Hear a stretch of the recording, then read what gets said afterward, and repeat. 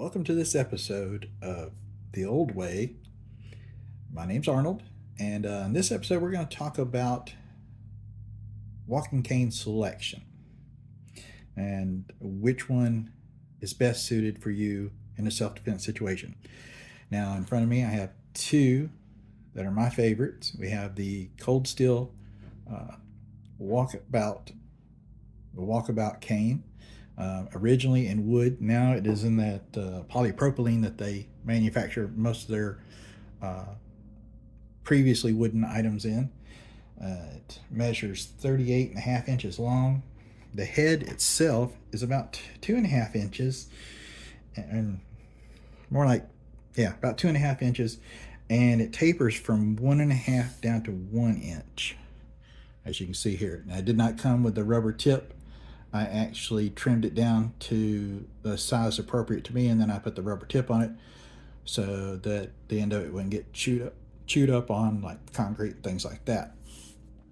If that's a little too big and bulky for you, my next suggestion is this guy right here. This is made by Blackswift, and this is the Raptor. It is a solid fiberglass shaft, topped with, this one is topped with their mace head, which is I'm not exactly sure what kind of plastic it is, but it's a fairly high strength plastic. Has a lanyard, and it tapers down. As you can see, it's already quite thin comparative to the Walkabout, and it tapers all the way down into a much thinner point.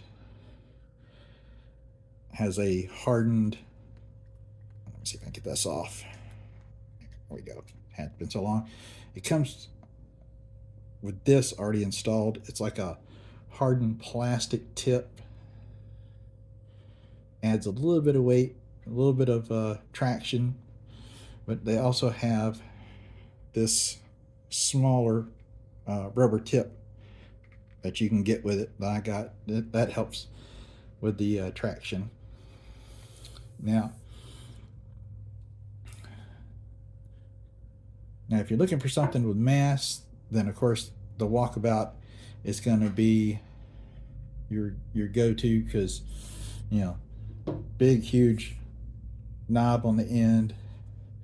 Still, it's thick, it's huge, but it's still small enough that you can get your hand around it. You can hold it in various grips and still be able to use it effectively. However, the Blackswift is more, I would say it'd be almost more like a fencing type defensive cane, because it is so thin. While it has a little bit of flex to it, but the thin and lightweight makes it super fast as far as being able to strike with the small end. The large end, even though it is pretty big, it's not as big as the Cold Steel Walkabout, so it's light enough that you could swing the end of it pretty quickly and strike. Now, my only complaint about this guy right here is the fact that you can see the shaft is super smooth, whereas like the Walkabout, it has the fake wood texture to it, so wood grain texture, so that actually gives it much more grip. I can twist it in my hand. I can try to twist it in my hand, and it's pretty solid grip. Whereas the Blackswift Raptor, it still turns pretty easily in my hand, even with a good grip on it, which is why they have the lanyard on this one, because that way it keeps the cane from slipping out of your hand.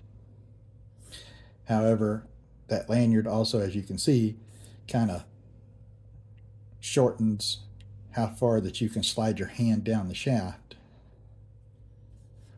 Whereas without it, then you can just slide it down as far as you need to swing it the ball end around pretty quickly, or if you need to choke up for like a quick strike with the smaller end, a very quick pop. So there you have it. Cold Steel Walkabout and the Blackswift Raptor. These are my two choices for what I consider a very good cane to use for self-defense. But I know what you're saying.